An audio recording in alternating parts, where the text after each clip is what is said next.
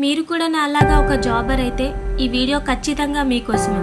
మీరు 9 to 5 job చేసినా పర్లేదు, బట్ నువ్వు ఎర్న్ చేసే మనీ ఏదైతే ఉందో అది మాత్రం 24/7 వర్క్ చేయాలి. అదే ఫినాన్షియల్ ఫ్రీడమ్లో ఒక రియల్ గేమ్.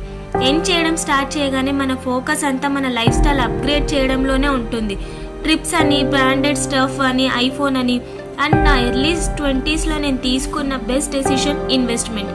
మనతో పాటు ఈక్వల్గా చాలామంది ఏం చేస్తారు, బట్ ఎందుకు కొంతమందే వెల్తీ అవుతున్నారు?